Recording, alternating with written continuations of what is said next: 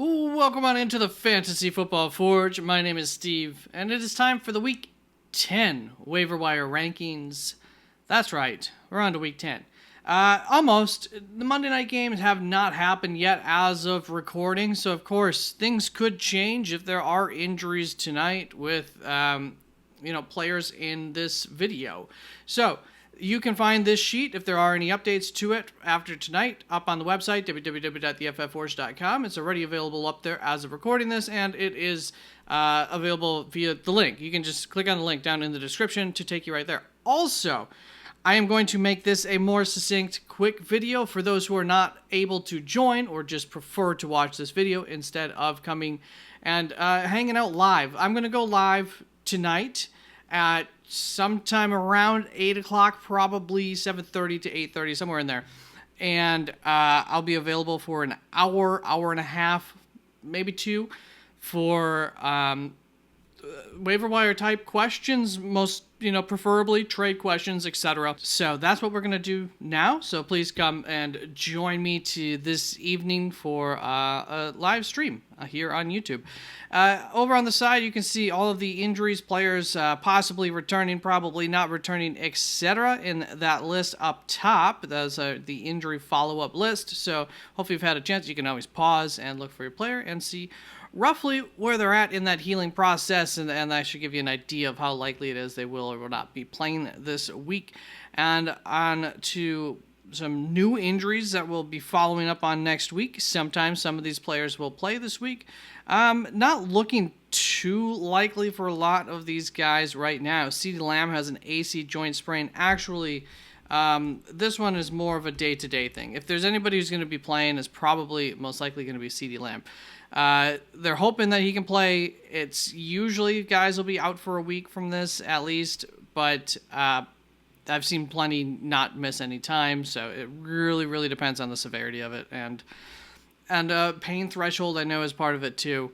A.J. Brown, knee injury. It's said to not be severe, so I don't know. Maybe he's also likely to come back as well. Tough to tell. In terms of fantasy football, we don't like our guys missing even 1 week. In terms of real life and real football, the severity of things works on a little bit of a different scale. So tough to tell based on what we've heard so far, but we know it's not severe, so that's good. Keon Coleman, wrist, going to have some imaging done today. Haven't seen anything on any updates on that. Drake London, hip pointer injury. Typically, that's going to be a 1 to 3 week thing. I'm sure could come back sooner, so we'll see on that. But I would anticipate being without him for this week. Darius Slayton, concussion, his second of the season. So much like Chris Olave, expecting them to be missing more than 1 week. And Dak Prescott, it is supposed to be a pretty severe hamstring injury. He is expected to be missing time. Unfortunately, multiple weeks is what the initial reporting is. So not great. Let's move on to the quarterbacks of the waiver wire this week. And there's a bit of a surplus of quarterback play, quarterback value, quarterbacks that are available, especially for single quarterback leagues. So we've really moved on to looking on a weekly basis. And in this case, a lot of these guys looking good into the future for a couple of weeks as well. You can see Tua going to have the Rams, Las Vegas. Trevor going to have Minnesota and Detroit. Sorry about that. There we go. It's still fixed. Matt Stafford going to have Miami, New England, so kind of the least best of these bunch. But then he's got Philadelphia after that too, and nothing too scary in this group here. So especially with Puka Nacua back, you can always play Stafford. But he just doesn't give you any of that running upside that even Trevor Lawrence gives you. Hopefully, someday they'll start to use him as more of a runner because he's good at it. Justin Herbert, would not recommend playing him this week, but if you're looking long term, this team has become more pass happy, more friendly towards Justin Herbert, coming through for you in fantasy football. And we just saw it this last week. It's a really, really tough. I think it's Tennessee this week, but after that, he's got Cincinnati and Baltimore. So things start to turn up. If you don't need him this week, if you want to plan ahead, Justin Herbert could be your guy. Things are looking great there. And then Daniel Jones, also kind of a rest of season candidate, just like Justin Herbert here, who, he has a lot of good quarterback matchups if you can get yourself to trust that. Running backs are not really existent in terms of something new. You could take a gamble on both Jordan Mason not coming back, which he is supposed to be fine, and Christian McCaffrey not coming back, which he's leaning, the reporting leans towards he's supposed to be coming back this week, as long as there's no kind of setbacks, as long as everything goes to plan.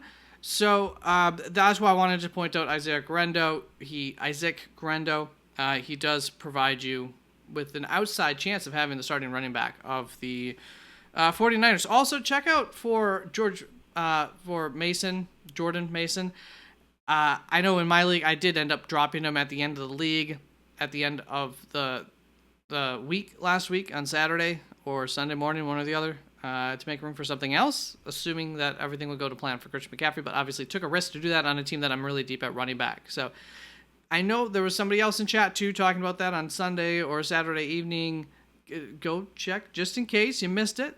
Make sure nobody dropped somebody like Jordan Mason, because obviously he is the more likely option to be coming in if Christian McCaffrey doesn't come back this week.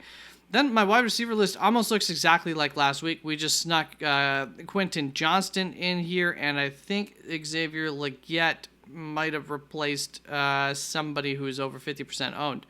But Cedric Tillman, he's going to be on bye this upcoming week. However, you should still go out and get him. He has been absolutely fantastic since being asked to be the starter, which also works in concert with Jameis Winston being the quarterback, and don't really expect either of those things to change since Amari Cooper left, was what I was getting at.